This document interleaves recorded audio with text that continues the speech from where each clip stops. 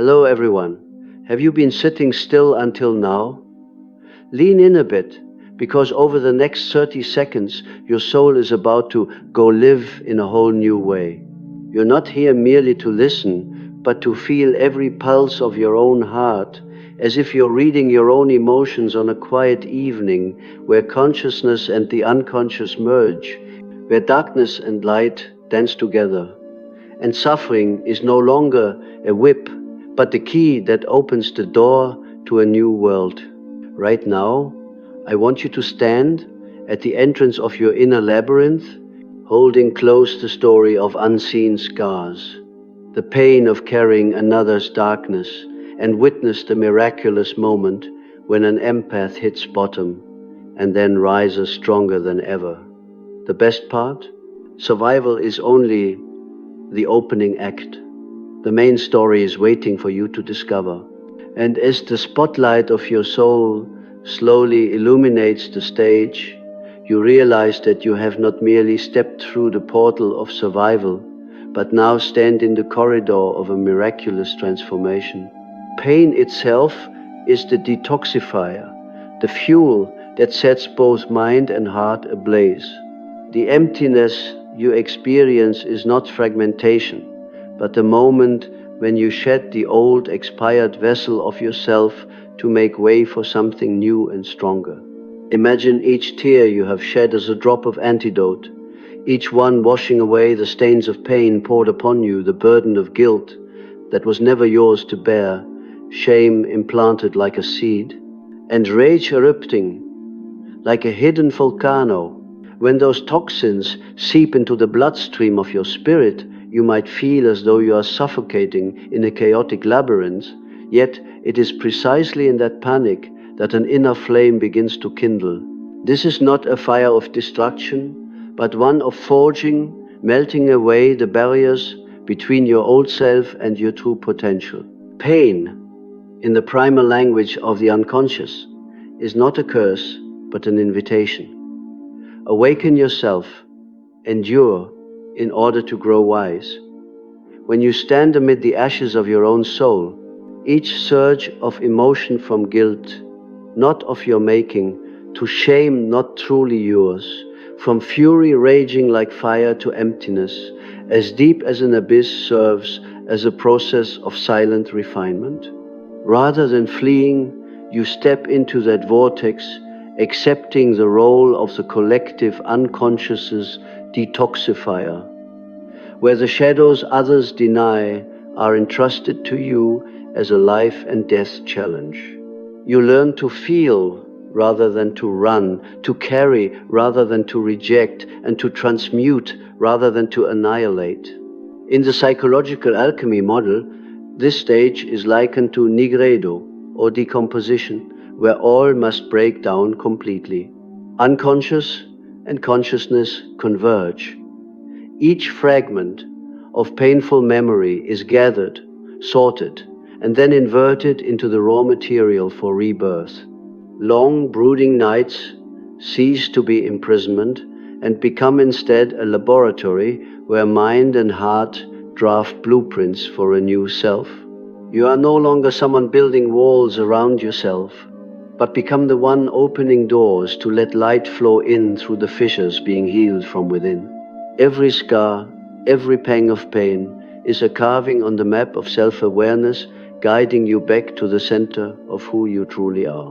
When the ashes finally cool, you do not hastily brush them away, but pause to feel their texture.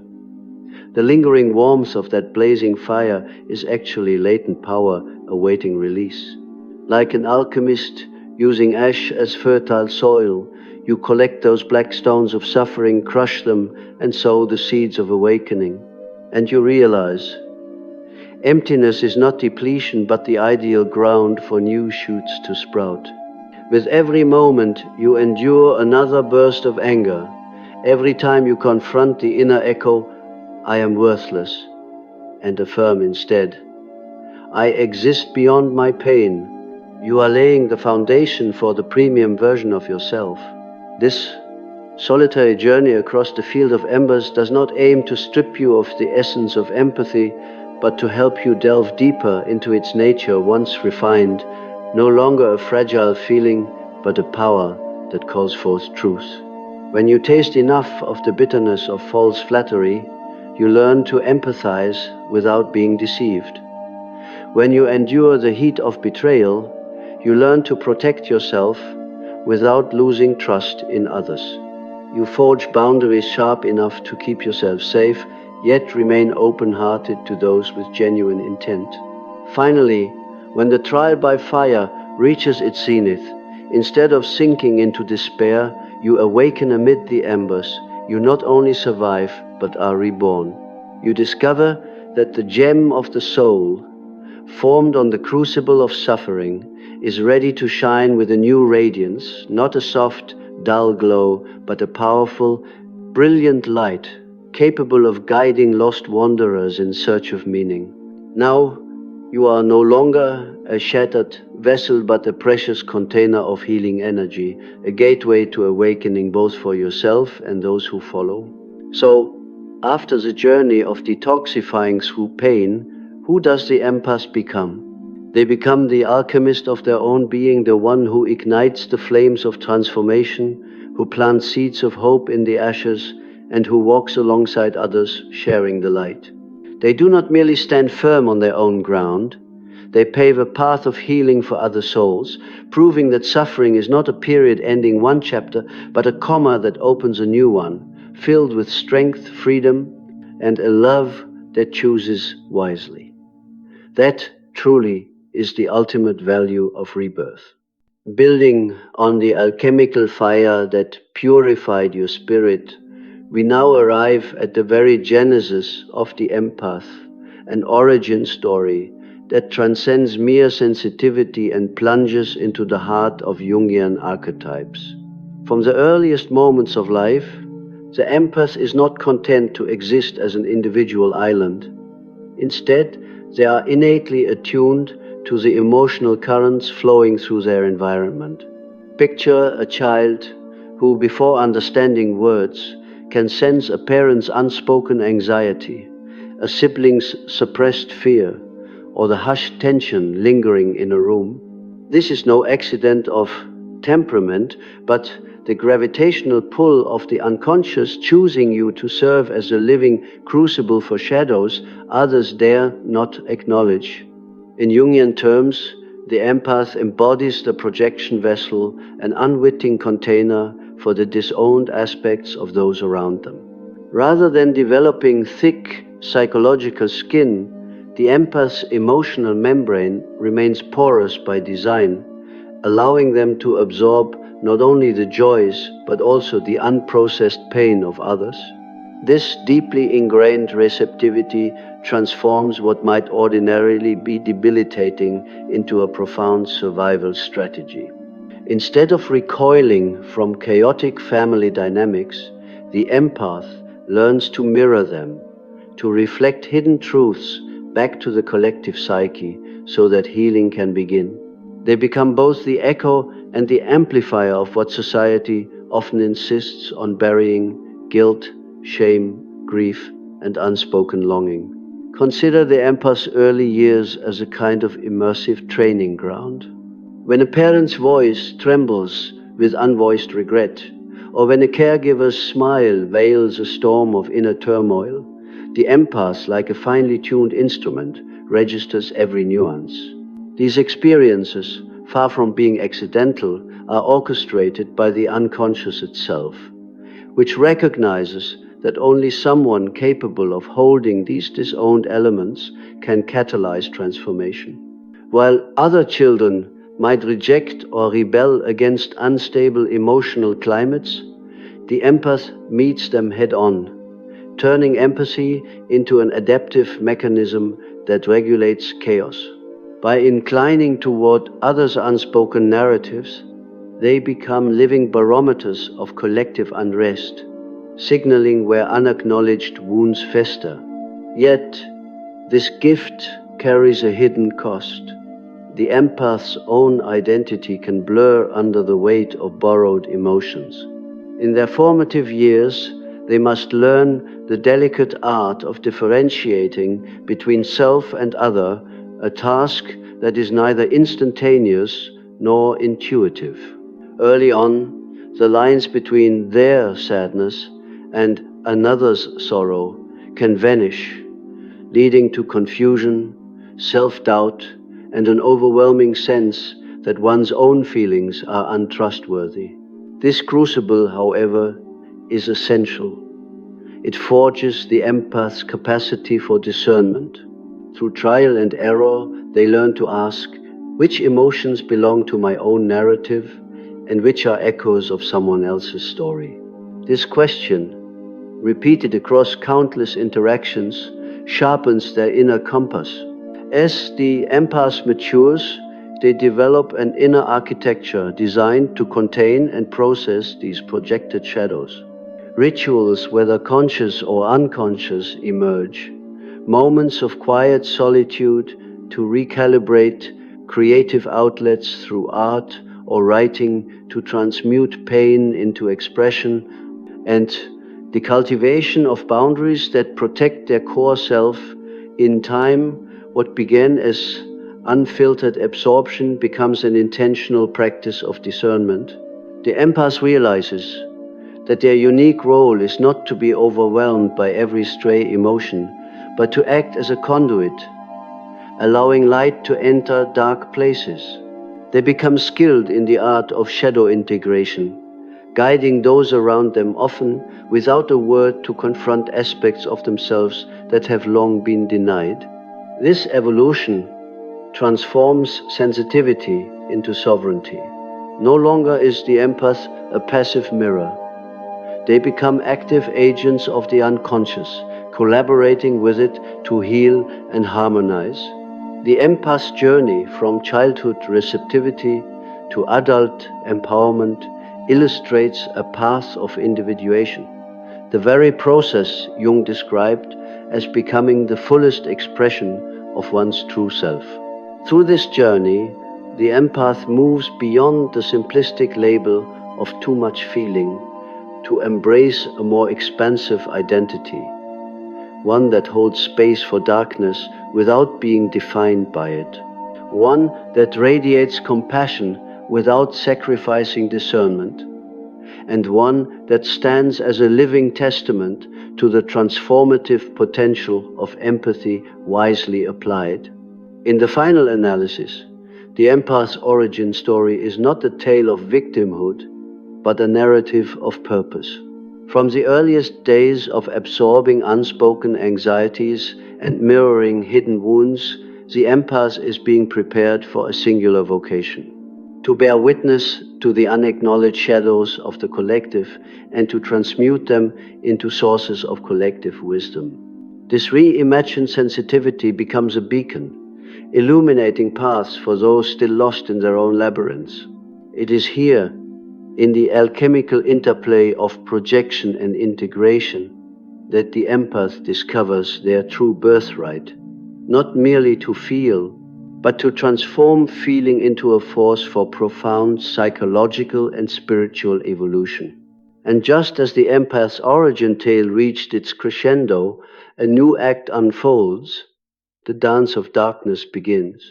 Enter the narcissist not by chance, but summoned by the ancient choreography of archetypes weaving their eternal ballet. The narcissist embodies that which has been banished into the shadows, donning a mask so formidable it must devour others to sustain its illusion of invincibility. Their arrival is like a thunderous drumbeat echoing through the empath's corridors, demanding to be felt before it can even be understood. Imagine this as a grand ballroom, where two forces converge. On one side, the grandiose swirl of narcissistic ego shimmering with false confidence. On the other, the empath's quiet gravity, absorbing every move, every subtle tremor. The narcissist strides in with a flourish, sweeping the room with their gaze, drawing everyone's attention as though the world revolves around their presence alone. Yet beneath that confident facade, lies a ravenous void, an insatiable hunger for admiration and control. Every glance, every compliment extracted from a bystander feeds that hollow core, keeping the mask firmly in place. Meanwhile, the empath stands at the edge of the dance floor, heart open, senses attuned to the slightest shift in atmosphere. They instinctively mirror the narcissist's unspoken tensions, the rapid intake of breath before a grand pronouncement, the flicker of arrogance disguised as charm, the flicker of frustration when the adoration falls short. Like a finely tuned instrument, the empath resonates with these emotions, drawing them in, holding them as if they were their own. And thus begins the perilous pas de deux. The empath absorbs the narcissist's projected shame, jealousy, and rage emotions, too destructive for their originator to contain. In this dance, the empath becomes the sacrificial mirror, reflecting back all that the narcissist refuses to acknowledge. Each step they take together deepens the empath's understanding of darkness, not as a theoretical concept, but as a living, breathing force. When the narcissist lashes out, the empath feels that sting as though it were their own, yet they do not recoil. Instead, they allow the pain to pass through, trusting that this crucible will forge a new resilience within. When the narcissist withdraws into cold silence, the empath hears the echo of abandoned vulnerability and holds space for it, illuminating what the narcissist seeks to erase. But this is no innocent waltz. The stakes are enormous. The empath risks losing themselves, drowning in a flood of feelings that are not theirs. Identity blurs when every heartbeat is synchronized with another's turmoil. They may catch themselves whispering apologies for wrongs they did not commit or carrying burdens they never intended to bear. Yet, it is precisely in this vulnerability that the empath discovers an unexpected strength, the capacity to stand firm amid emotional tempests. As the narcissist's fury crescendos, the empath's unflinching presence becomes a beacon of steadiness, an anchor in the storm. This dance of darkness is not a battle to be won, but a lesson to be learned. The empath, through unwavering presence, creates a sanctified space where the narcissist's projected shadows can be safely held. Here, the empath learns to differentiate between the mask and the human beneath.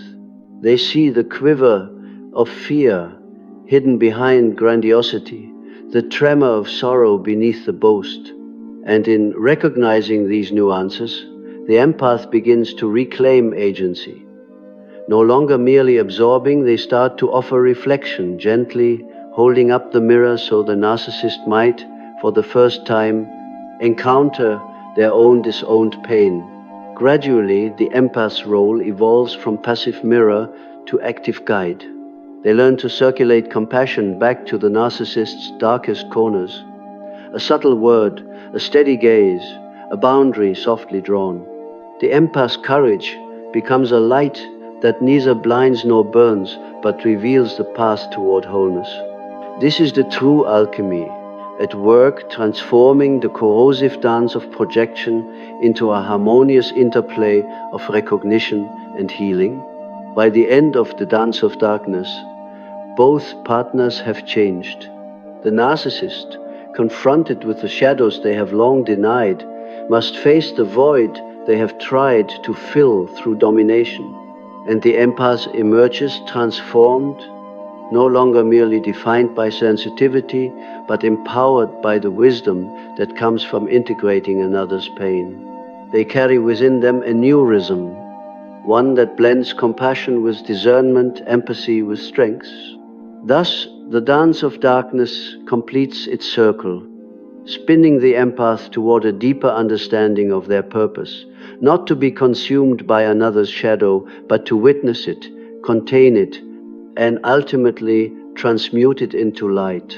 In this way, the narcissist's arrival, once a harbinger of chaos, becomes the very catalyst for the empath's emergence as a healer, a boundary setter, and a guide through the labyrinth of human psyche. And so, from its dark inception, the dance of darkness unfolds into a grand finale of integration and growth, setting the stage for the empath's next act of courageous transformation. And as the resonant steps of the dance of darkness fade into the shadows, you find yourself at the threshold of the most harrowing movement yet, the tasting of death.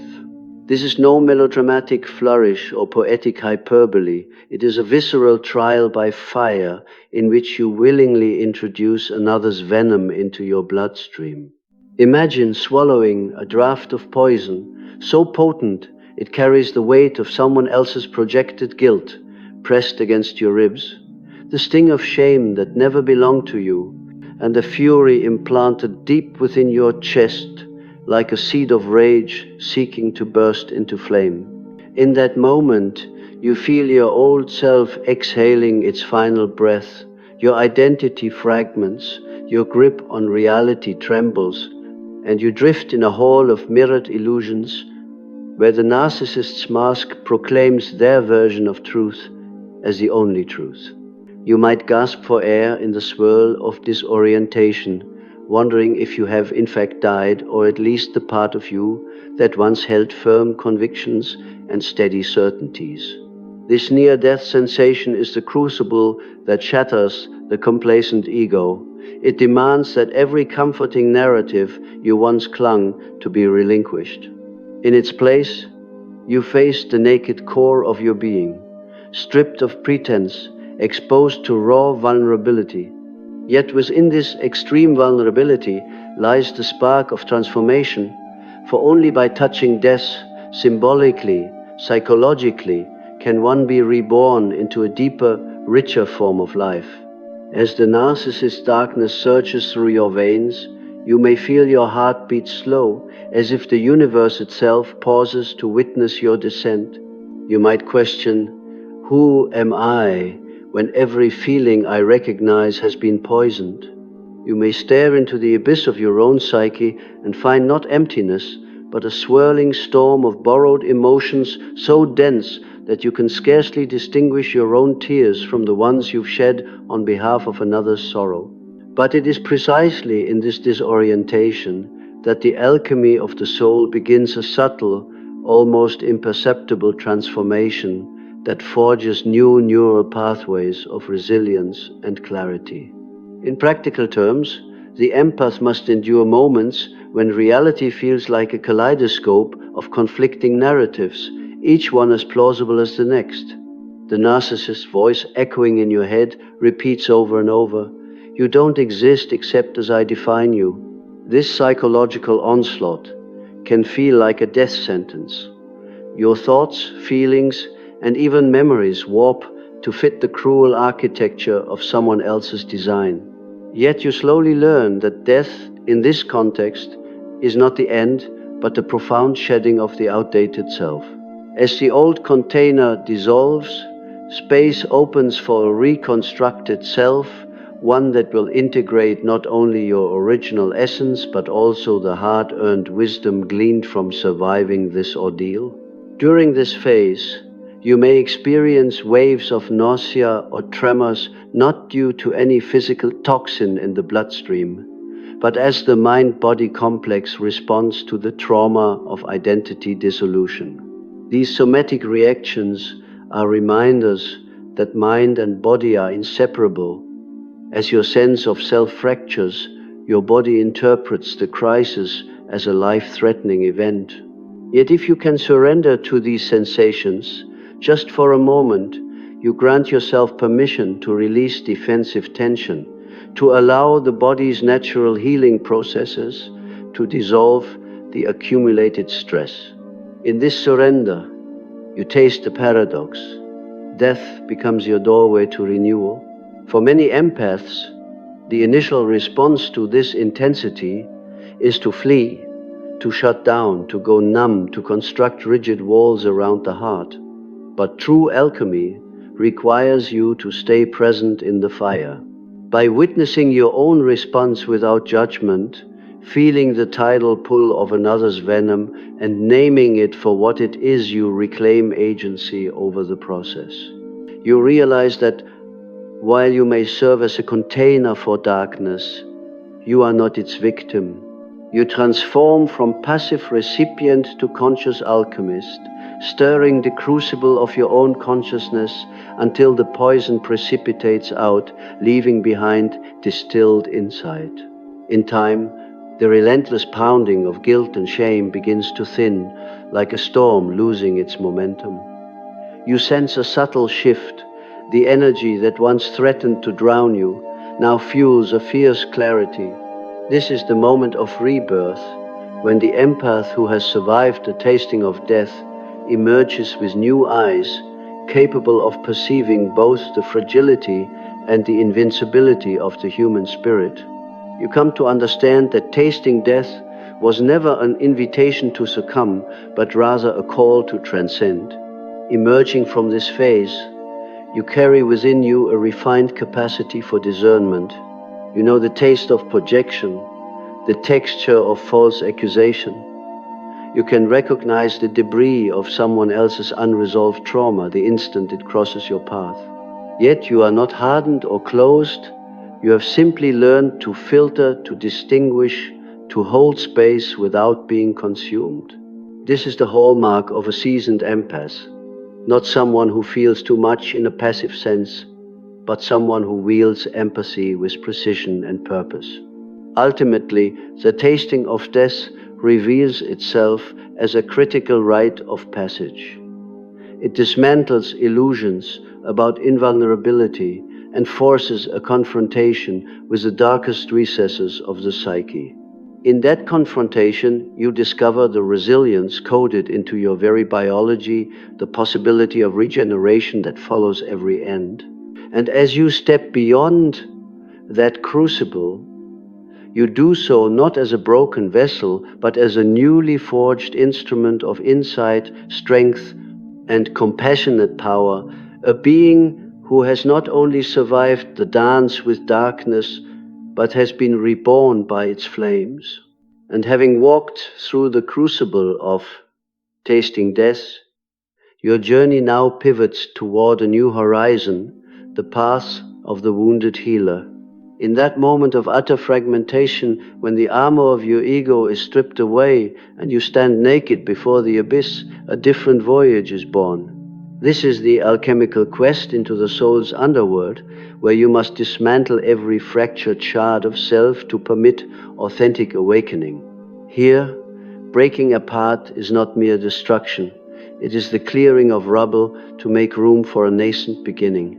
Imagine yourself descending into a cavern of shadows, each step echoing with the resonance of past wounds.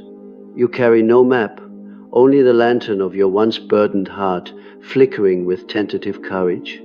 As the fissures in your psyche widen, you find yourself face to face with the very fragments you once feared. Memories of betrayal, shards of false beliefs, and the echo of voices that demanded you be less than you are. Rather than recoiling, you lean in, for it is only by intimate acquaintance with these broken pieces that you can stitch them back together with the golden thread of compassion. In this sacred descent, you become both sculptor and clay, shaping your own transformation, even as you are reshaped by the process. This pilgrimage echoes a shamanic tradition of going into the dark canyon to retrieve what was lost. In ancient lore, the shaman must surrender to the journey, pass through trials of fear and disorientation, and emerge bearing gifts from the underworld. Likewise, as an empath turned healer, you embrace your vulnerability as a source of power.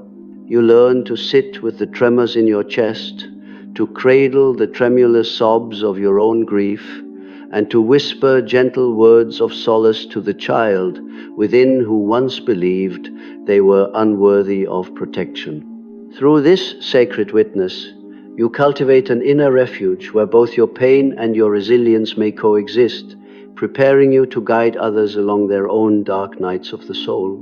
Key to this odyssey is the realization that true empathy extends inward as much as outward. In the past, your gift lay in absorbing another's suffering. Now, it evolves into the capacity to feel and address your own suffering with equal care. You discover that holding space for your own anguish without judgment or rush to fix imparts a depth of compassion that cannot be taught in any textbook. It is the kind of compassion that arises when you have personally navigated the jagged terrain of despair and emerged, not unscathed, but reborn with a sturdier core.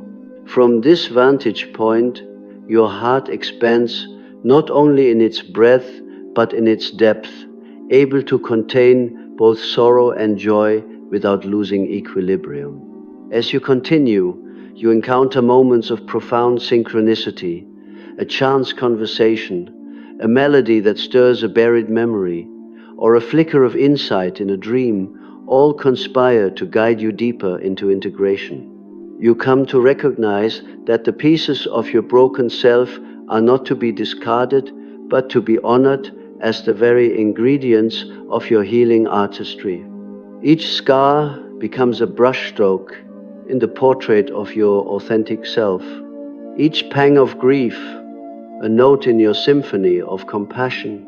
And with every step, you shed old patterns of self-abandonment, replacing them with rituals of self-care, journaling to illuminate your shadow, mindful breathing to anchor your awareness, and compassionate self-talk to remind you that you are both healer and healed.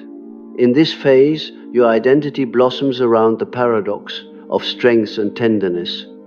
You learn to hold firm boundaries, saying no when necessary while remaining open to the currents of connection that sustain your humanity. You practice the art of midwifing transformation in others by first midwifing transformation in yourself. When a friend pours out their pain, you listen without the urge to rescue.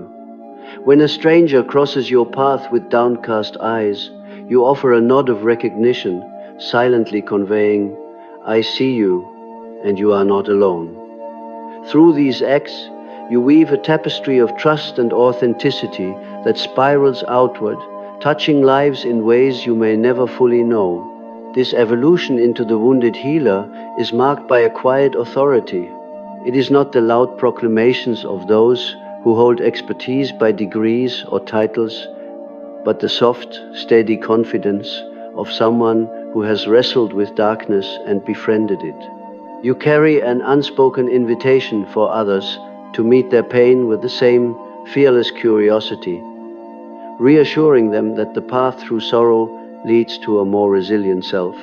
When you share your story carefully, respectfully, with adherence to the ethical boundaries of fair use, you do so not for applause, but to illuminate a lantern trail for those still stumbling in the dark. Ultimately, the path of the wounded healer is a spiral, not a straight line. You will revisit old wounds, confront fresh shadows, and rediscover new facets of your own vulnerability. And each time, you will remember the taste of death that preceded this healing, recognizing it as the catalyst that cleared the way for profound growth. With every return to darkness, you carry more light, more nuanced understanding, and a deeper capacity to transform suffering into service. Thus, from the shattered remnants of your old self, you forge a vocation that is both ancient and urgently modern, to guide, to witness, and to heal. You stand not above others, but beside them, a companion on the winding road through shadowlands. And as you move forward, you carry the promise that brokenness, when embraced with compassionate resolve, becomes a crucible of true healing, and that from the depths of despair, the most luminous expressions of empathy and wisdom are born. And from the depths of the wounded healer's journey, where compassion was forged through intimate encounters with your own pain, we now ignite the next phase, the fire of trial, the alchemical crucible in which poison becomes gold. By this point, you have already drunk deeply from the cup of suffering, inhaled its acrid fumes, and felt its corrosive power seep into every cell. You have stared into the abyss of another's guilt and shame, hosted their rage as though it were your own, and emerged on the other side, limping yet unbroken. Now, under the blistering heat of inner transformation, all that remains is to witness the final transmutation. Picture your heart as the center of a great furnace. Into its roaring blaze, you cast the raw ingredients of your ordeal, the leaden weight of sorrow that once pressed your spirit into the ground, the mercury, like confusion, that left you swirling in doubt, and the sulphurous spark of indignation kindled by betrayal. One by one, these elements melt away the rigid constructs of your former self, pooling together in a molten sea of potential. At first, this process is terrifying. Your senses reel at the intensity, your mind screams for reprieve, and your body trembles under the onslaught of heat. Yet, this is precisely the point.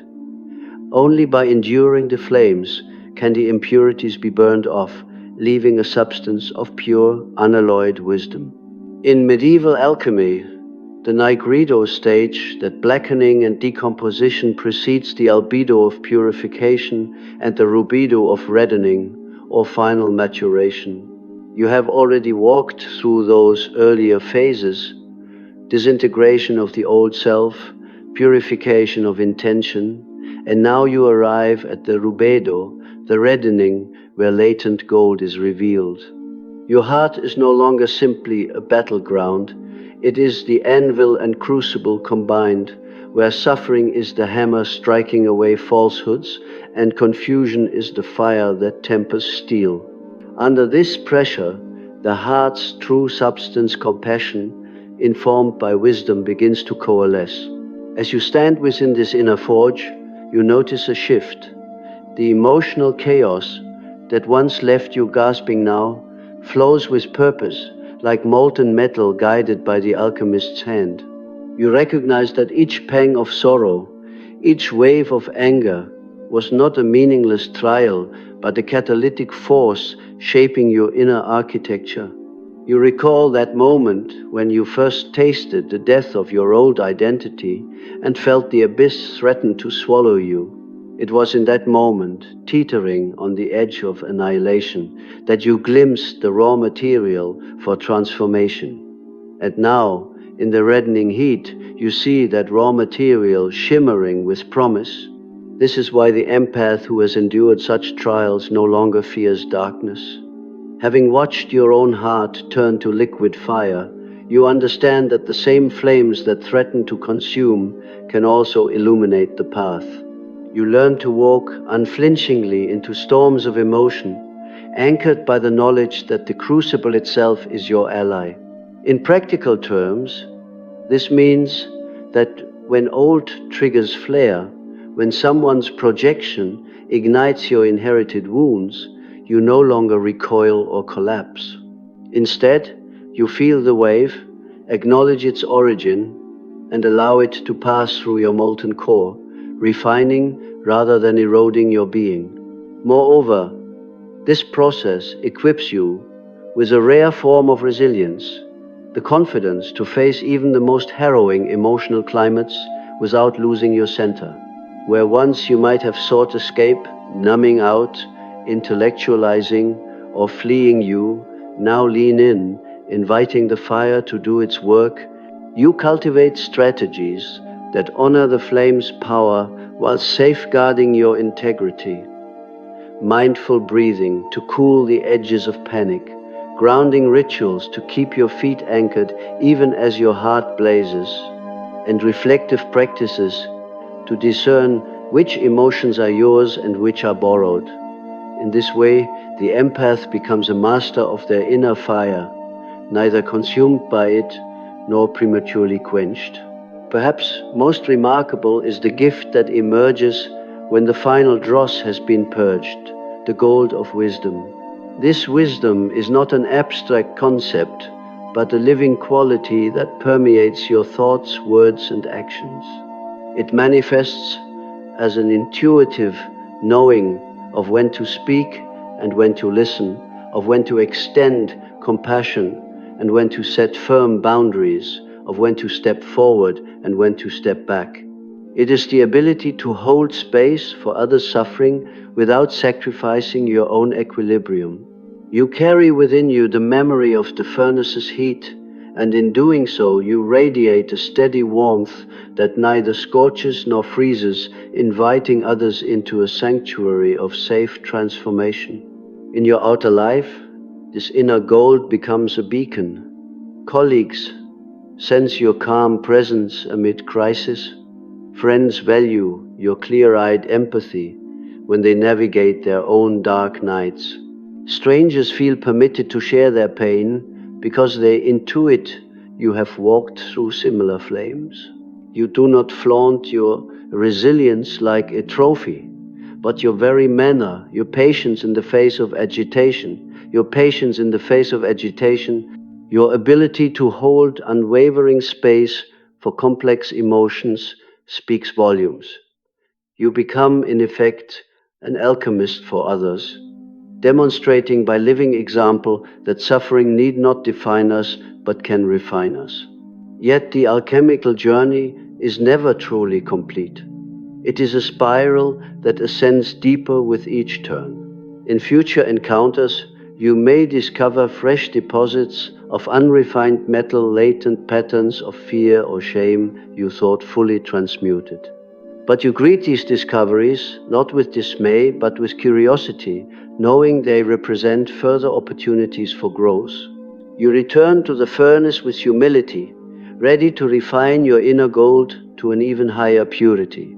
Thus, the fire of trial culminates in a potent paradox, that those who have been tested most severely are often the ones best able to wield their wounds as instruments of insight and compassion.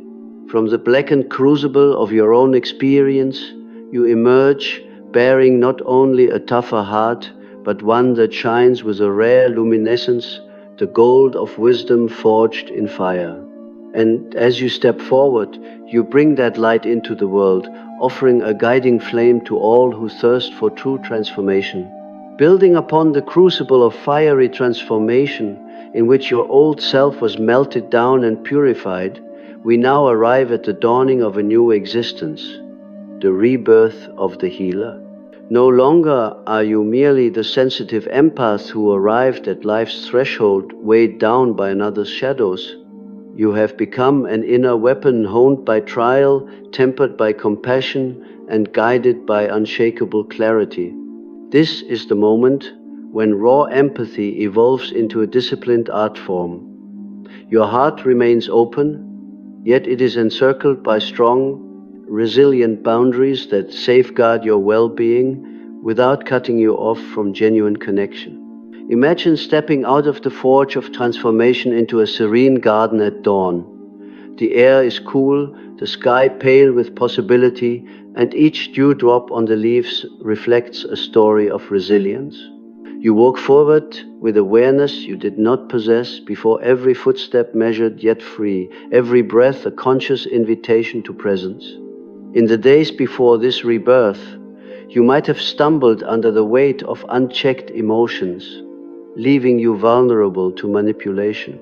Now, those same emotions are your allies, resonant signals that inform you where compassion is needed and where armor must be raised. Your newly forged empathy carries both warmth and discernment. When someone confesses their pain, you greet them not with frantic attempts to fix, but with a steady, attentive presence that says, "I see you. You are not alone." In that moment, your words are not mere comfort. They are bridges to integration. You guide others through their own inner darkness, reflecting back to them the contours of their suffering and illuminating pathways towards self-compassion and healing. You have learned that true healing arises not from erasing pain, but from inviting it to speak its wisdom, from offering it a sacred container in which it can safely unfold. But this expanded capacity for empathy does not come at the cost of your own sanctity. Each scar you carry testifies to a boundary learned the hard way, where once you absorbed another's blame, you now deflect it. Where once you apologized for someone else's misdeeds, you now stand your ground. These boundaries are not walls of separation, but frames that define the clarity of your compassion. You remain porous enough to feel deeply, yet impermeable enough to prevent exploitation. You hold space for others without surrendering your center. Visualize your aura as a gentle halo of light that pulses with the steady rhythm of your integrated heart. In this glow, troubled souls find respite. They sense that you have navigated their territory of pain and returned whole. And when you share your story, always with mindful respect for the privacy of others, you do so not to boast, but to demonstrate the alchemy of transformation. That empathy, when refined by intention, becomes a force for both personal resilience and collective renewal. Your role now is dual. You are both mirror and lantern. As a mirror, you reflect back to people the parts of themselves they have long hidden or denied, shame that begs for acknowledgement, grief that cries out for release, fear that yearns for compassion. Seeing these reflections helps them reclaim ownership of their own emotional landscape. As a lantern, you cast light into the darkest corners, guiding them through the labyrinth of their inner world with unwavering steadiness. Your presence says, "Walk this path. I have walked it too." Moreover, your rebirth as healer elevates your daily interactions. In professional settings, you bring calm clarity to team dynamics, able to sense undercurrents of tension before they erupt and to intervene with empathic insight. You can hold complex conversations without reactivity, encouraging authenticity while maintaining constructive boundaries. In relationships, you no longer lose yourself in the other's needs. Instead, you co-create partnerships based on mutual respect, where compassion and accountability coexist in harmony. The language you speak has also transformed. Gone are the high-pitched cries of overwhelming feeling. In their place are measured tones that carry the resonance of hard-earned wisdom. You listen more than you speak, ask questions that invite introspection, and offer observations that spark clarity. You understand that a single word spoken at the right moment can unleash the healing power of self-awareness. Your voice becomes a vessel for psychological alchemy, guiding others to transmute their own suffering. This rebirth also manifests in your personal rituals. You cultivate daily practices that honor both your empathic gift and your need for self-preservation. Mindful pauses to recalibrate after intense encounters, journaling prompts that distinguish borrowed emotions from your own, and soothing rituals, whether herbal tea in silence or gentle movement that reinforce your boundaries. These practices are not indulgences but necessities, the mortar that keeps the bricks of your integrated self firmly in place. Perhaps most poignant is the realization that your own pain has become a wellspring of compassion rather than a pit of despair. Each time you acknowledge a previous wound with gratitude, you transform it from a liability into a touchstone of empathy. You remember the hideous weight of guilt that once anchored your spirit, the shame that crashed over you like tidal waves, and the scorching rage that threatened to consume you. But now, These elements live in harmony within, harmonized by the wisdom you have distilled. They serve not to trap you, but to guide you like signposts on a pilgrimage, reminding you how far you've come and how many others yet remain on their journey. As a newly reborn healer, you also become a guardian of the threshold. You know full well that some souls are not yet ready to face their own darkness. With compassion, you hold the door slightly ajar, extending an invitation without coercion. You honor their timing even as you model the possibility of transformation. In your presence, people learn that they need not rush their process, that healing is not a destination, but an unfolding path one, that you continue to walk alongside them. Finally, your rebirth affirms a profound truth, that the empath's greatest destiny is not to bear infinite suffering, but to transform suffering into a conduit for collective awakening. You are living proof that empathy, refined by discernment and fortified by boundaries, does not merely extinguish pain. It illuminates the way to a more conscious, connected world. In this way, your journey from empath to healer embodies the highest promise of the human spirit, that through suffering we discover our capacity for boundless compassion, and through compassion we become vessels of lasting, generative light. And just when you think the crucible's flames have fully subsided, you discover that survival is not a final act, but the prologue to a new odyssey, stepping across the threshold of personal trials. Having endured the darkest descent into shadow, you now confront the lingering echoes of the narcissist's voice in your mind, whispers that once convinced you that closure meant shutting every door of your heart. You may feel the urge to seal yourself off completely, turning your compassion to stone so that no one else can ever breach it. Yet, this is the great paradox of true alchemy. The journey is incomplete unless you learn not only to heal, but to trust again. In these early moments of post-survival, you might sense the ghost of the narcissist projection stirring within you. "Don't feel so deeply," it murmurs. "Keep your guard up at all times." You recognize these echoes as old recordings that no longer serve your emerging self. To merely survive would be to remain trapped in a fortress of fear, trading one form of imprisonment for another. The authentic next step calls for something far more courageous, the willingness to crack open your boundaries, not in reckless abandon, but with intentional discernment.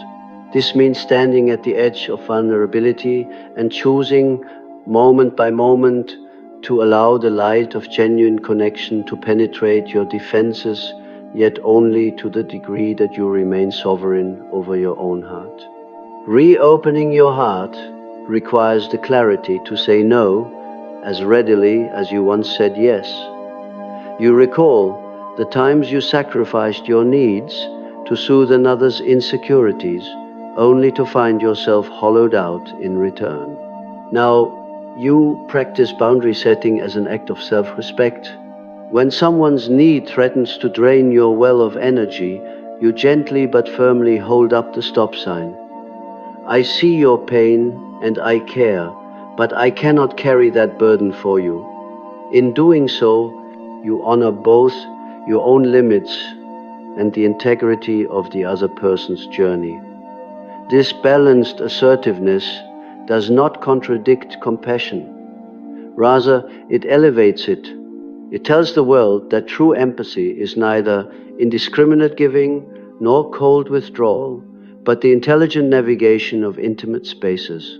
As you experiment with this newfound equilibrium, you will inevitably face your own internal temptation to retreat. The comfort of emotional solitude can feel seductive. No more heartbreaking confessions, no more unpredictable demands on your goodwill. Yet, every time you entertain the notion of emotional exile, you remind yourself that resilience is not built on isolation. You summon the memory of your own metamorphosis, how you emerge stronger, not by fleeing the fire, but by letting it pass through you. You reaffirm your willingness to risk discomfort for the sake of authentic belonging, knowing that every courageous step forward solidifies the gold you have become. This phase of crossing personal thresholds is also marked by a quiet revolution in self-talk. Instead of a panicked, "I cannot trust anyone again," you learn to replace that voice with, "I choose to engage with those who respect my boundaries." Each mental shift is a brick in the bridge connecting your wounded past self to your awakened present. When a friend reaches out with a heavy heart, you greet them with both empathy and equanimity. "I'm here for you," you say, "and I'm here for me." In this way, you model a healthier form of relating, one that stands in contrast to the chaotic push-pull you once endured.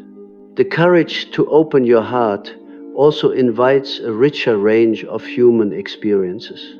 You may find yourself laughing more freely, savoring moments of genuine kindness, or showing up for others in ways that feel both generous and sustainable.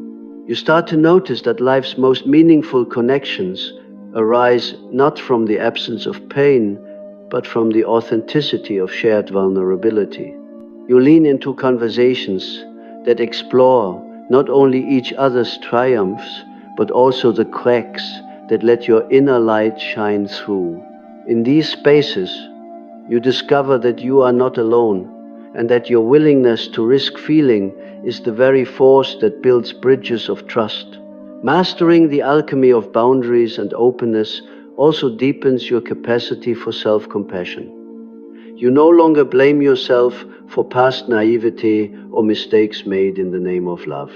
Instead, you recognize that every misstep was an essential lesson, a necessary spark in the fire that refined your heart. When old guilt or regret surfaces, you meet it with kindness. You did the best you could with the tools you had. Now you have better tools. This compassionate framing transforms shame into gratitude, allowing you to fully own your narrative without being chained to it.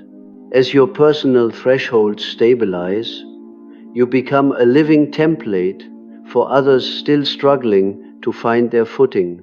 Strangers gravitate toward your balanced presence.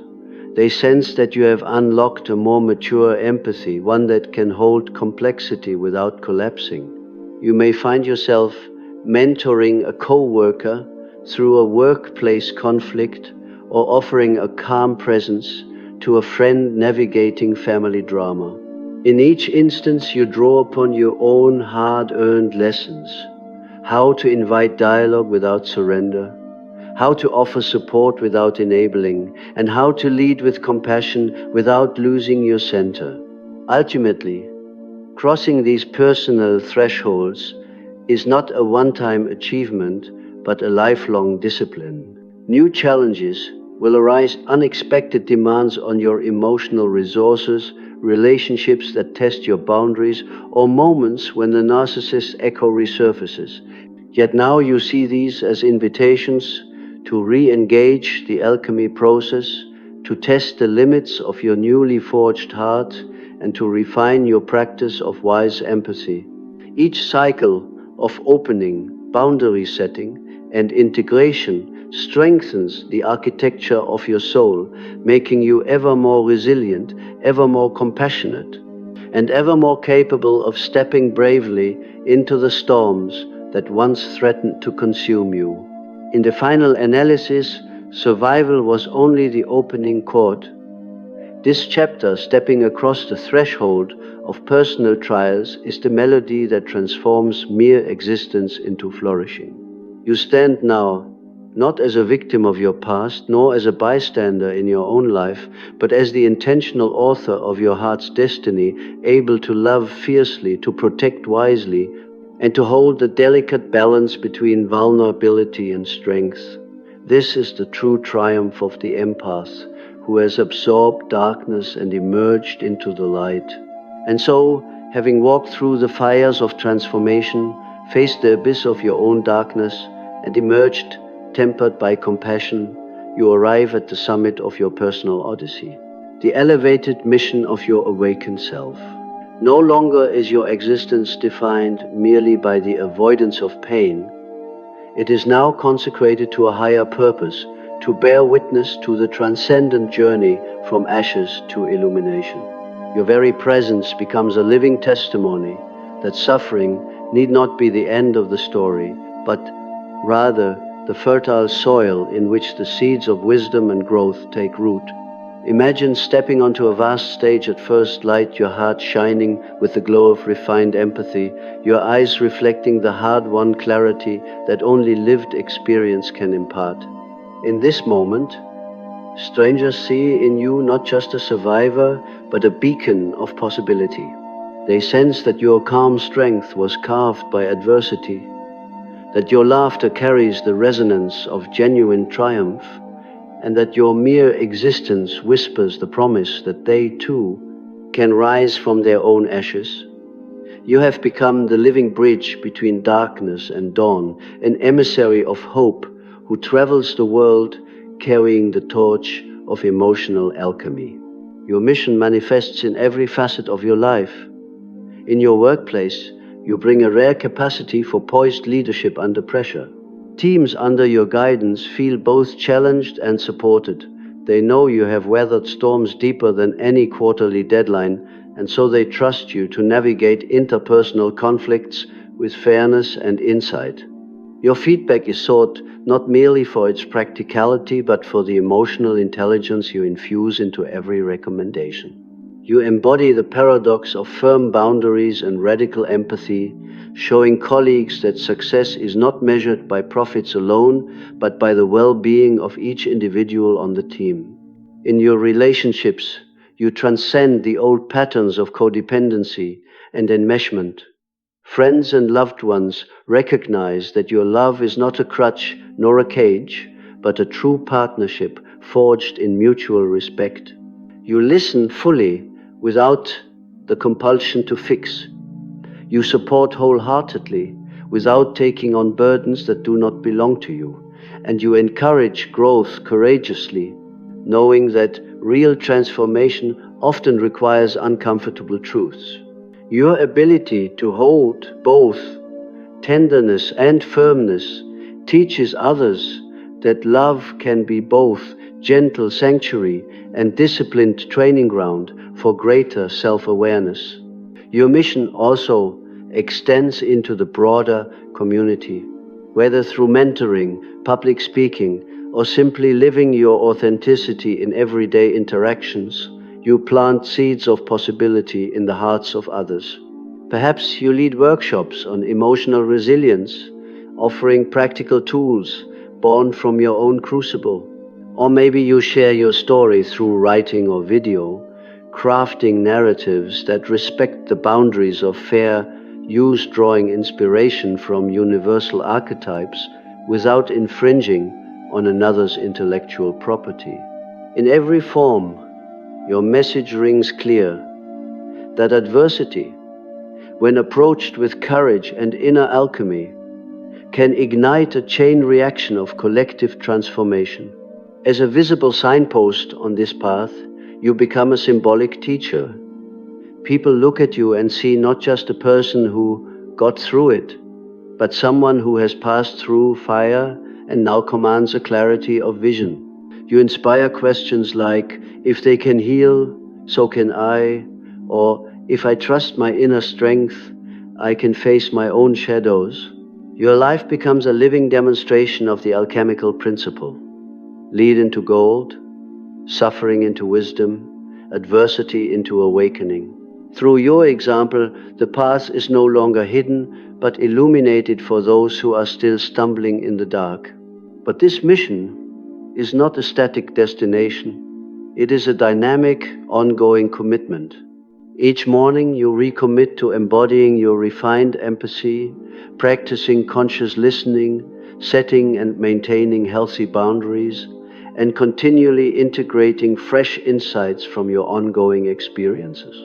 You recognize that every new challenge, whether a heated disagreement, a personal setback, or a collective crisis, offers a fresh opportunity to demonstrate the power of transformed compassion. The mission calls you to remain both student and teacher in the vast school of life. In moments of doubt, you recall the crucible, the raw episodes of heartbreak and rage, the nights when you felt you would never see morning again. You remember how, in those darkest hours, you nurtured the flicker of your own resilience and watched it grow into a guiding light. That memory becomes the bedrock of your conviction. You know from lived experience that healing and hope are not abstract concepts, but tangible realities accessible to anyone willing to step into the flames. This is the legacy you carry and the message you share. Ultimately, your elevated mission converges on a single profound insight: that each human soul is capable of profound alchemy. You stand as proof that out of the crucible of suffering, a refined, purposeful existence can emerge, one that uplifts not only the self, but the collective. And so you walk forward, guided by the light of your own transformed pain, inviting all who cross your path to witness the possibilities that lie within their own journeys. In this way, you become more than a survivor or healer. You become a living emblem of humanity's capacity to transmute darkness into dawn and to transform the ashes of yesterday into the foundations of a wiser, more compassionate tomorrow. Building on the foundation of your awakened mission, you now step into the next critical phase, facing the inner echoes.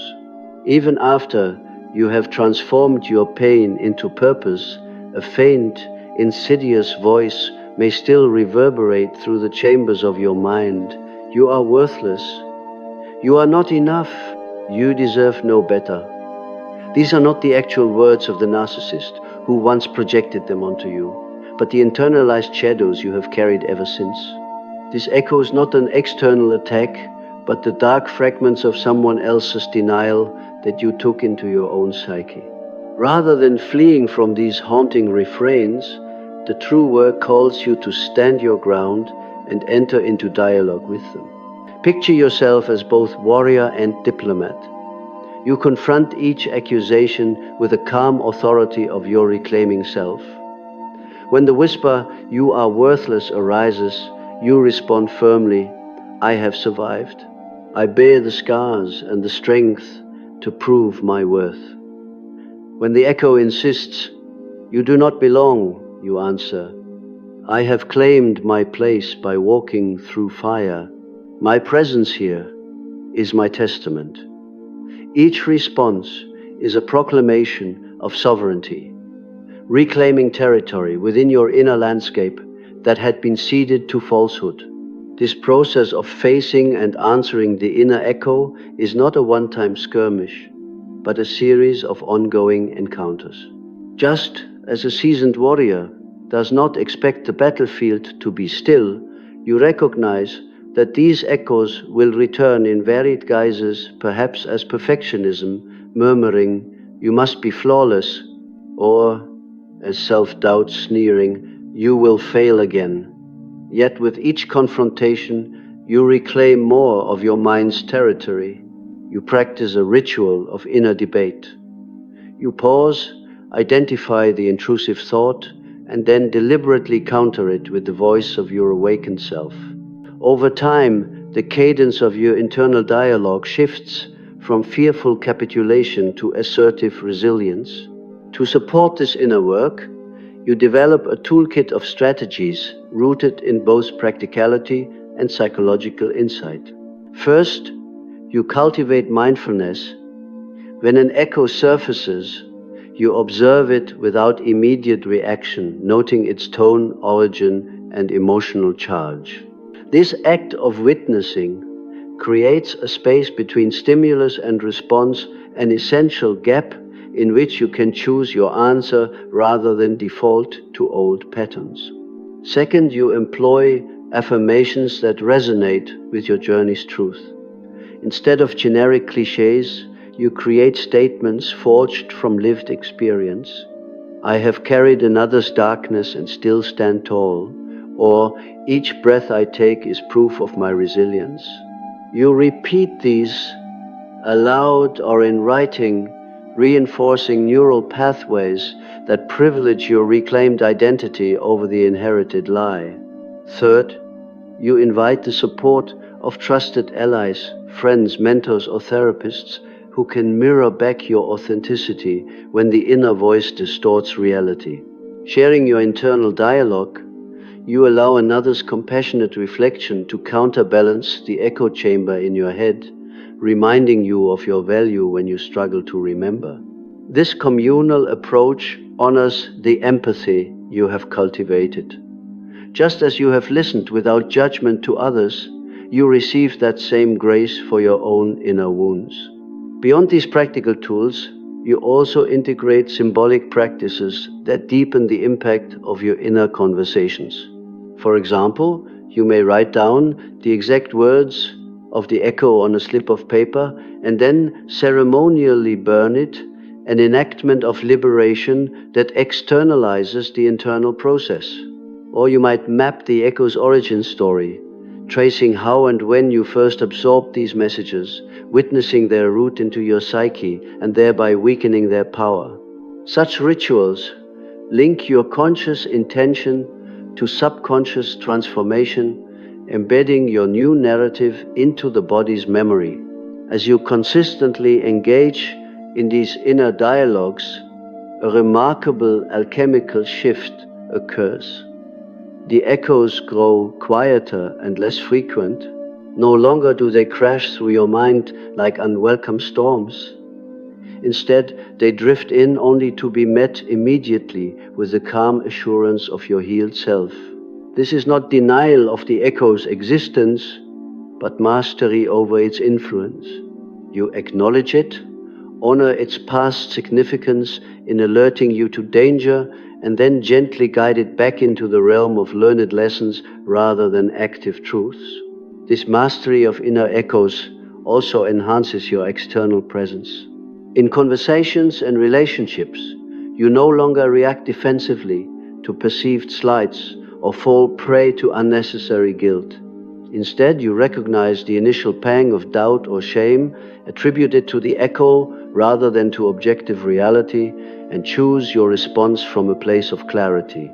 This clarity fosters healthier interactions. You speak up when boundaries are crossed, you express affection without losing yourself, and you navigate conflicts with a maturity born of having faced your deepest fears. Moreover, your capacity to face inner echoes becomes a gift you share with others. As you guide friends through their own battles with self-criticism, you teach them the dialogical approach you have refined, observe the thought, identify its shadow origin, and respond with an authentic counterstatement. You may lead group workshops or simply model the practice in everyday life, showing that the pathway to self-love lies not in silencing the mind altogether, but in restructuring its narratives. In doing so, you extend your mission from personal healing to collective empowerment. In time, you realize that the echoes will never disappear entirely, just as you never completely erase the memory of old wounds. Yet you no longer fear their return. Instead, you welcome them as reminders of how far you have come and as invitations to reinforce your inner fortress. Each victory over an echo, no matter how small, consolidates your sovereignty and strengthens your emotional immunity. Thus, facing the inner echoes becomes both your ongoing practice and your badge of honor. It signifies that you have moved beyond mere survival to active mastery of your inner world. Where once you were victim to projections and shadows, you now stand as a conscious sovereign, wielding the power of reflection and response.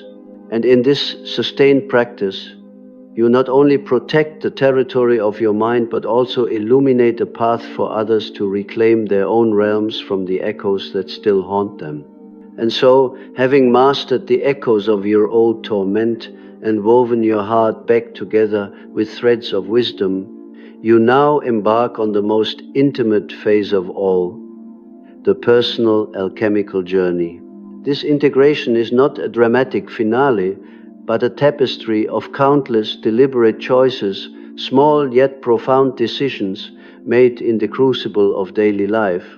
Each no spoken with gentle firmness, each feeling welcomed without the panic of overwhelm, each wound acknowledged without the despair of surrender, becomes a stitch in the new fabric of your selfhood, a garment woven equally from light and shadow, resilience and vulnerability. From the moment you awaken, your alchemy practice begins. You might start with a simple morning pause, checking in with your body's sensations before the world's demands intrude.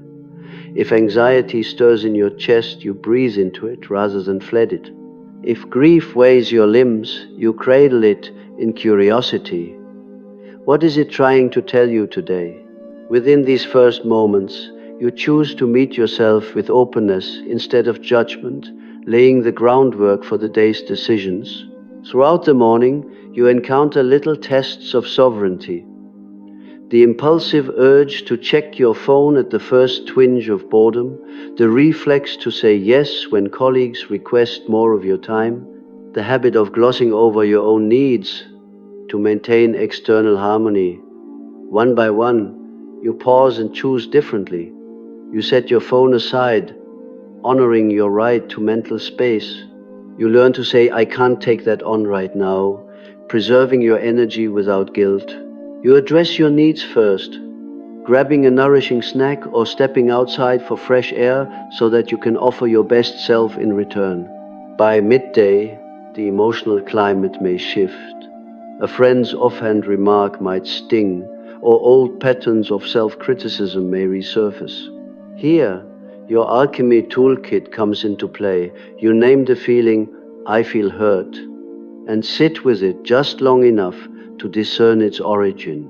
Is this truly your pain, or an echo of another's expectations? You practice the art of allowance, letting the emotion pass through you like a cloud across the sky, rather than a downpour drowning your spirit. With this mindful engagement, you transform raw emotion into data information, guiding your next conscious response. In the afternoon, new challenges arrive. The temptation to slip back into people-pleasing, the stress of looming deadlines, the fatigue of constant self-regulation. Instead of collapsing under the weight, you call upon micro-rituals that anchor you. Perhaps you place a hand on your heart and affirm, I am enough. You take a brisk 5-minute walk, letting your legs reset the rhythm of your mind. You journal a single line. Today, I chose integrity over ease. These intentional acts, from setting clear boundaries around your calendar to practicing self-compassion in the face of error, are the mortar binding the bricks of your evolving identity. As evening draws near, the demands of relationships come to the fore. Loved ones may seek your support, or family dynamics may stir up old wounds. This is where your alchemical mastery shines. You offer empathy honed by discernment, listening deeply while maintaining the delineation between your feelings and theirs.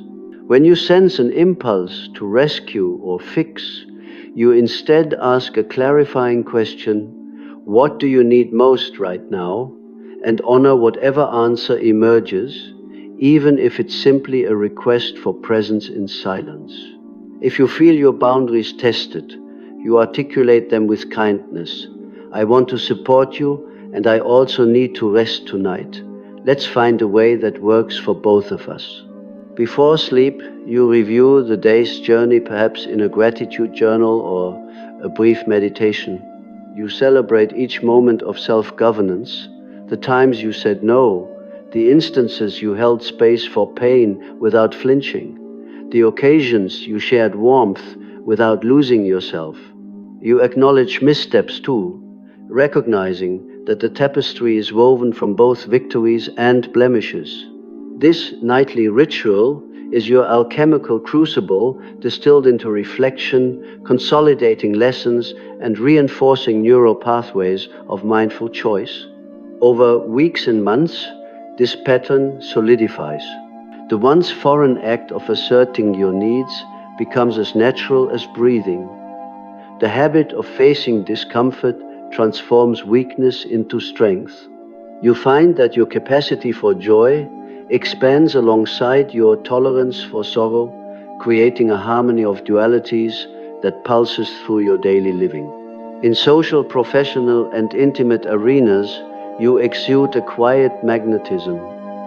People sense you are both anchored and fluid, compassionate yet discerning, a living embodiment of the alchemical promise.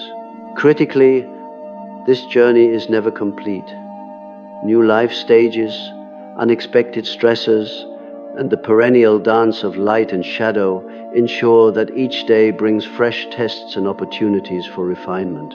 Yet, you no longer approach these trials with trepidation. Instead, you move forward with curiosity and resolve, knowing that every deliberate choice, no matter how small, adds another stitch to the tapestry of your becoming. In the final measure, the personal alchemical journey reveals its greatest paradox. By embracing our imperfections and honoring our limits, we cultivate an unshakable wholeness. The imperfections become the very veins of gold running through the fabric of our soul, and the limits form the frame that defines the clarity of our compassion. From this interweaving of light and darkness emerges a new archetype, no longer simply the empath who absorbs pain, but the alchemist who transmutes it, a soul whose every choice kindles the glow of authentic, resilient love. In this luminous dance of integration, you live not merely to survive, but to shine. And now, as you step back into the world armed with the alchemy of integration and the resilience of boundaries well practiced, you carry forward an extraordinary gift, the power of stoic wisdom. No longer are you easily dazzled by the veneer of a smile or swayed by the honeyed words of false flattery. Instead, you see through the illusions that once held sway over your heart and mind.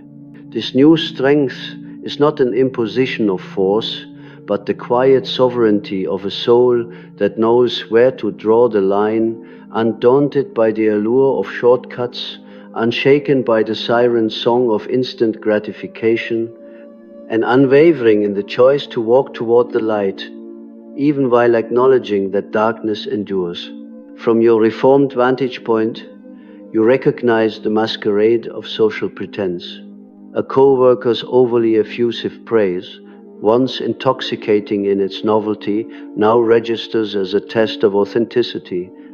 Is this praise genuine, or is it a veiled attempt to curry favor?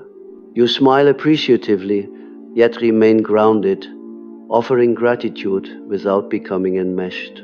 In the marketplace of ideas, you discern the difference between solid counsel and clever spin, evaluating each proposal not by its appeal, but by its alignment with your values. Where once you might have capitulated to the loudest voice in the room, you now speak up with measured calm, guiding conversations toward substance rather than spectacle. This stoic wisdom also reshapes your emotional landscape.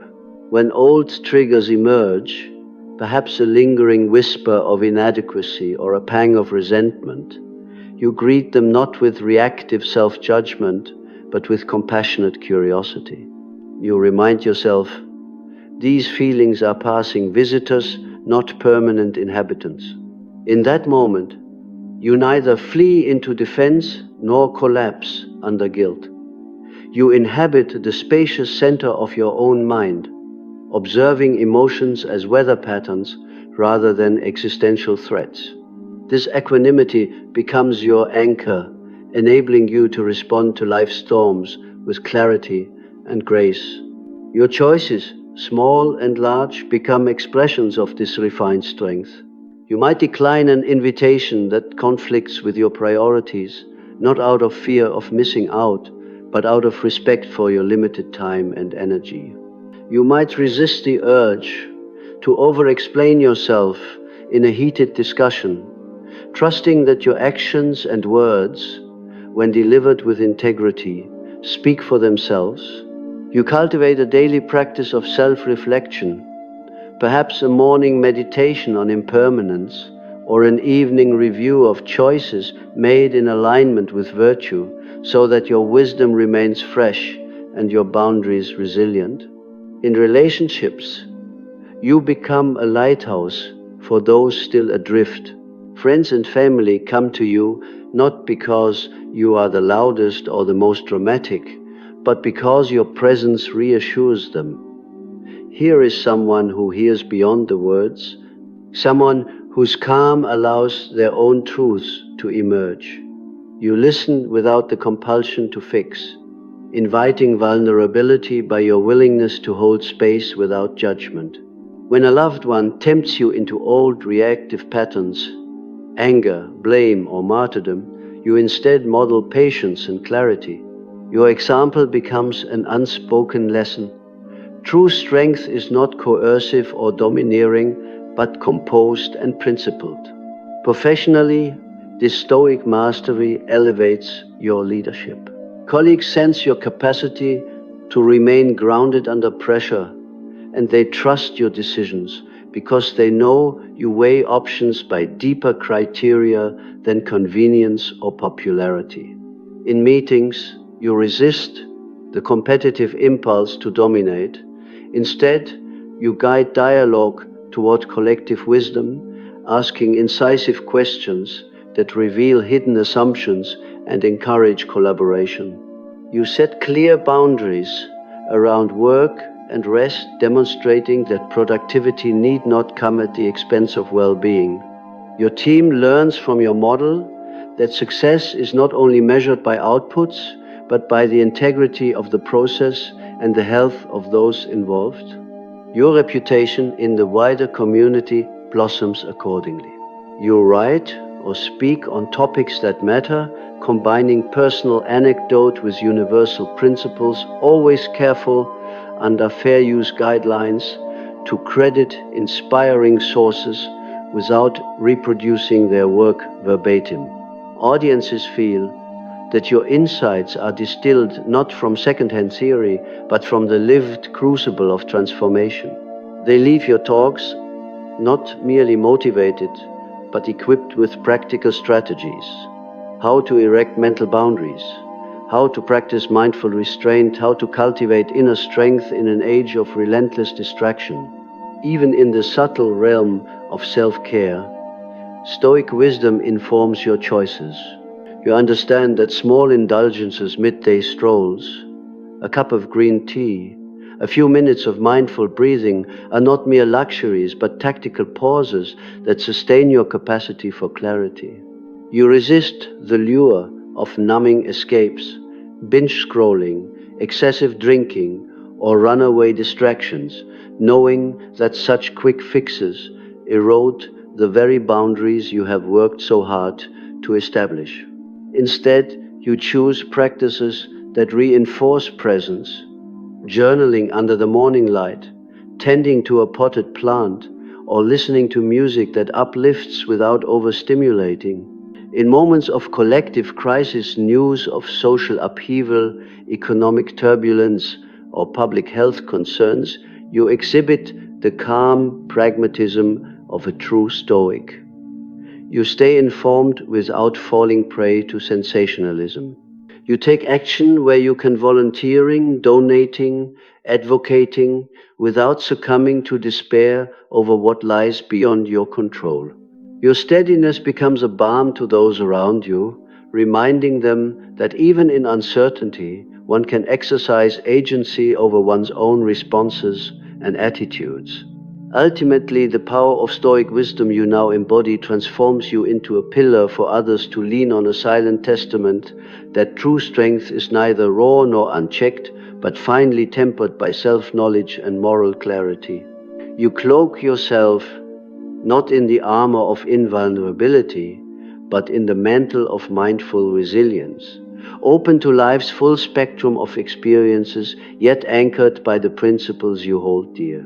As you walk forward, each step radiates the quiet confidence of one who has seen the illusions of power and chosen instead the enduring sovereignty of the soul. In your wake, you leave not footprints marked by conquest, but a living blueprint of how to thrive amid the storms of life, guided by the light of Stoic wisdom. Building on the hard-won Stoic clarity that now guides your every breath, you enter the next, most expansive stage of your journey, the mission to disseminate light for others. Having learned to navigate the labyrinths of your own suffering, you recognize that true responsibility goes beyond self-preservation. It demands that you become a catalyst for transformation in the world around you, igniting hope where darkness once reigned.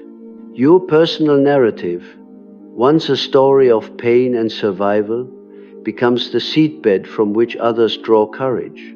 When you share how you once trembled under the weight of borrowed guilt and shame, then chose to stand firm in your own worth, you do more than recount events.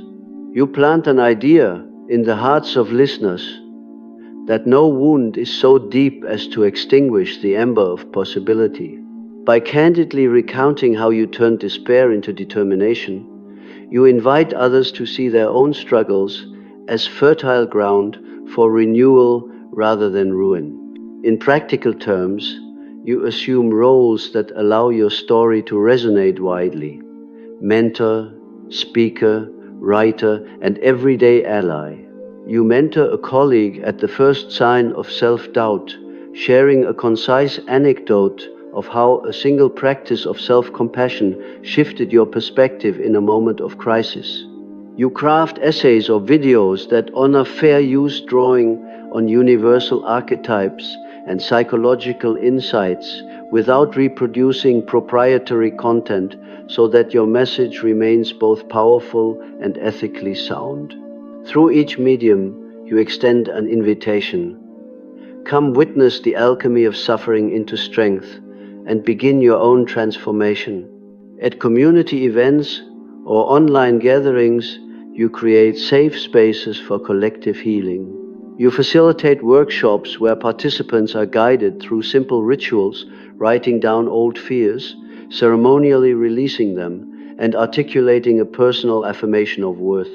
Through these shared experiences, you demonstrate that the same flames which once threatened to consume you can be harnessed to illuminate a path forward. You teach that vulnerability is not a liability, but a portal to authentic connection, showing how, in mutual witnessing, the alchemy of compassion multiplies. Your daily interactions are equally imbued with this mission. A casual conversation over coffee becomes an opportunity to foreground empathy. You listen not merely to reply, but to understand, reflecting back key insights that validate the other person's experience. You resist the impulse to fix or advise immediately, instead nurturing the silent power of presence. By doing so, you model the art of holding space, giving those around you a lived example of how to honor their own pain without becoming captive to it. In institutional contexts, whether at work, in volunteer roles, or in creative collaborations, you advocate for policies and practices that reflect your alchemical ethos. You propose team check-ins that invite colleagues to briefly share emotional high and low points, normalizing the integration of inner life with professional performance. You collaborate on guidelines that safeguard mental well-being, encouraging breaks, promoting flexibility, and offering resources for support. Each initiative you spearhead echoes the principle that sustainable productivity and genuine care are not mutually exclusive, but mutually reinforcing. Beyond structured settings, you extend your mission through written word and social media, crafting posts that balance storytelling with actionable guidance. You might recount in broad strokes the moment you first recognized your inner boundaries were too porous, then outline 3 concrete steps that helped you establish them. You embed links to trusted resources, recommend journal prompts, or suggest a daily practice of pausing 3 times a day to anchor in gratitude. In this way, your online presence becomes a beacon of practical inspiration, accessible to anyone scrolling through the noise. You also leverage your creative talents, whether through poetry, visual art, or music, to evoke the alchemy of darkness into light. A painting of a phoenix rising from charcoal ashes, a poem tracing the arc from brokenness to wholeness, or a song whose chorus repeats, "From the blackest night, a new dawn blooms." Each artistic expression resonates on an emotional frequency that transcends intellectual understanding. They serve as cultural signposts, reminding audiences that inner transformation is both a personal journey and a shared human heritage. Importantly, you embrace humility in your mission. You acknowledge that you remain a work in progress, that new shadows may still drift into your awareness, and that your methods continue to evolve. This honesty deepens your credibility. Others see that you do not pretend to occupy a pedestal above suffering, but walk beside them in the trenches of growth. Your message, then, is not a fixed doctrine, but an ongoing dialogue, an invitation for partnership in the alchemy of life. As your mission spreads, you notice ripple effects. Friends report greater trust in themselves, co-workers display more emotional attunement, and even casual acquaintances feel emboldened to share their stories. These ripples feed back into your own sense of purpose. Every courageous act you witness reinforces the truth that suffering, when met with intention and compassion, yields unimagined creativity and community. You learn that the light you kindle in others shines back upon you, illuminating new facets of your own inner landscape. Ultimately, the mission to disseminate light becomes the highest expression of your alchemical journey. You are no longer defined solely by what you have endured, but by the difference you make in the world, by every seed of hope you plant, every barrier of silence you dismantle, and every hand you hold in dark moments. Through this expansive commitment, you fulfill the alchemical promise that from the crucible of personal transformation emerges not only individual rebirth, but a collective uprising of hearts awakened to their own luminous potential. And as the final notes of the dance of darkness fade into the nearly silent corridors of your psyche, you find yourself standing at the threshold of the most harrowing act yet, the tasting of death. This is no metaphorical flourish, it is an existential trial in which you willingly allow another's poison to course through your veins. In that moment, you swallow not only their unacknowledged guilt, but also the shame that never belonged to you, and an alien seed of rage that has been implanted deep within your chest. Picture this experience as diving headlong into a stormy ocean at midnight. The water is cold and turbulent, and every desperate stroke feels like a struggle against unseen currents. You gasp for air, thrashing in the black void, your limbs tangled in seaweed of self-doubt and confusion. In that disorienting churn, you lose your footing on reality's solid ground. Your identity fragments and splinters like shattered glass. You question your own sanity, as the narcissist's voice echoes in every chamber of your mind. You are nothing but what I say you are. Reality warps to the contours of their mask, and you find yourself trapped in a hall of mirrors where every reflection mocks your very existence. This near-death sensation is both literal and symbolic.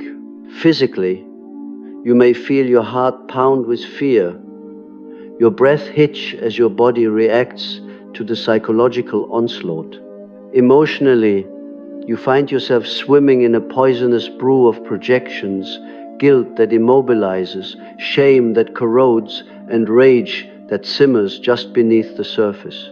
It is as if you have tunneled through the underworld of your own soul, emerging on the other side, momentarily dead to who you once believed yourself to be. Yet this is precisely the crucible you volunteered for, a space where the ego must dissolve so that something entirely new can emerge. In the alchemical tradition, this phase corresponds to the nigredo, the blackening, a stage of complete dissolution and decomposition. The old self, with all its illusions of safety and control, must be consumed in order to reveal the base materials of authentic being. Your role as an empath, a vessel for others' shadows, brings you face to face with this darkness. Rather than turning away, you lean in, allowing the toxicity to ignite the transformative fire within. Within the chaos, however, lies a subtle wisdom, the realization that death is not the end but the portal to rebirth. As you drift in that tumultuous sea, you come to recognize that the disintegration of your former identity clears the way for a deeper, more resilient self to emerge. You come to the edge of your own annihilation and, paradoxically, discover the seeds of renewal. The very act of enduring this trial is your initiation into a new mode of being, one in which you are not defined by borrowed shadows, but by the hardened resolve that arises from surviving them. To navigate this ordeal, you develop a set of internal practices that anchor you in the eye of the storm. First, you cultivate the art of mindful witnessing. In the midst of panic, you learn to step back and say, I notice this fear, I notice this guilt, I notice this shame. By naming each sensation, you assign it a place in consciousness rather than allowing it to rule you unconsciously. Second, you invoke the power of breath. When the toxin of another's projections crashes through your veins, you slow your inhalations and exhalations, using each cycle to purge the poison bit by bit. With every exhale, you imagine expelling a fragment of that borrowed poison, reclaiming a piece of yourself in the process. Third, you anchor yourself in a mantra of survival. Phrases distilled from your own journey such as, I have faced this darkness before and emerged. Repeating these words out loud or in your mind creates neural pathways of resilience that counteract the fragmentation. Each time the narcissist's venom threatens to pull you under, these affirmations become lifelines, tethering you to the truth of your own endurance. As the storm peaks, you may experience what feels like the death of your old narrative, the stories you told yourself about worthlessness, inadequacy, or unworthiness. This dissolution can bring waves of grief as you mourn the loss of familiar defenses, even if they were unhealthy. Yet you allow yourself to grieve, knowing that the shedding of old skin is necessary for growth. In that grief, you touch the raw material of the self that has been waiting patiently beneath the debris of projection. Emerging from this phase, you discover a profound shift. The remnants of that poisonous brew no longer hold the same power. You find that guilt and shame, once alien and devastating, are now recognizable as echoes rather than truths. You have stepped through the mirror maze and confronted the entity on the other side, ultimately realizing that it was a shadow cast by another, not the substance of your being. This moment when clarity pierces through the chaos is your symbolic resurrection. You rise from the waters of the underworld, not as the empath who once absorbed every ripple of toxicity, but as the survivor who has transmuted the poison into a catalyst for growth. The experience does not vanish. It becomes a wellspring of insight, a reminder that the darkness you endured has seeded the light you now carry. In practical terms, this newfound resilience manifests as a stronger sense of self-boundary. Where once you might have dissolved under another's projections, you now hold firm with the knowledge that you can endure and integrate extreme distress without losing your core.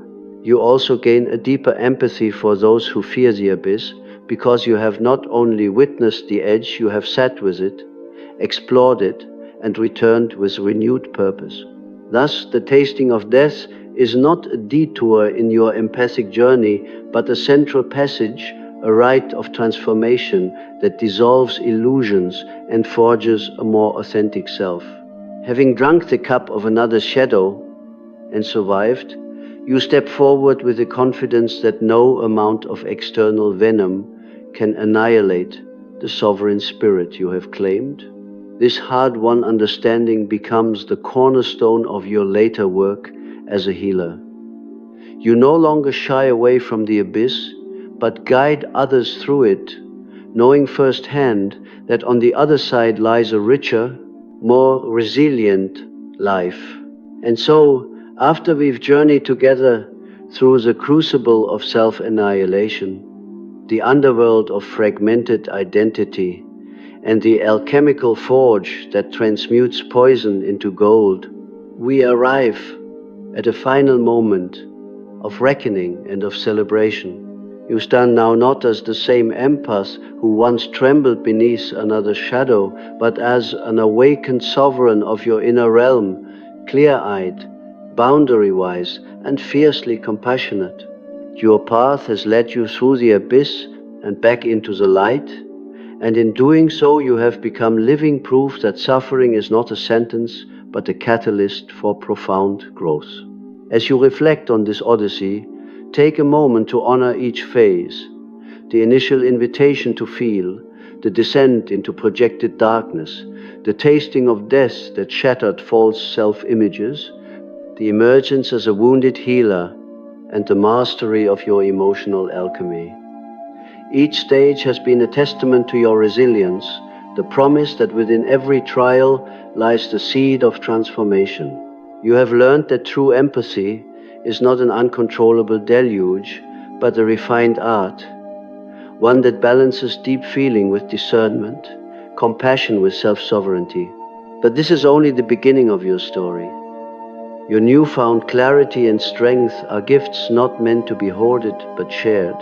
Every connection you forge, every boundary you uphold, every moment of presence you offer becomes a beacon for those still navigating their own labyrinth of shadows. Remember that the greatest legacy of your journey is the hope you ignite in others, that they too can step into their darkness, emerge more whole, and wield their wounds as instruments of healing. If this exploration has resonated with you, if you felt the call to transform your own pain into power, then let's continue this conversation beyond these words. Hit the subscribe button and ring the notification bell so you never miss an episode of our deep dive into psychological alchemy. Together, we'll keep uncovering the tools and practices that help you stand unshakable in the face of life's storms, wield empathy with wisdom, and embody the radiant possibility that awaits on the other side of suffering. Your presence here matters. By joining our community, you not only invest in your own growth, but also contribute to a collective of seekers dedicated to illuminating the path from inner darkness to enlightened living. Share your experiences, challenges, and victories in the comments. Your story could be the spark someone else needs. And if you found value in this video, give it a thumbs up.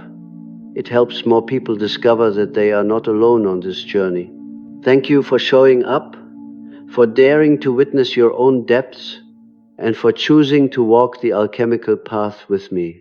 May the light you've ignited within continue to grow, guiding you and everyone you touch toward ever greater freedom, wisdom, and joy. I'll see you in the next video. Until then, remember, the ashes of your past are the fertile ground of your future. Stay curious, stay curious, and most importantly, stay you.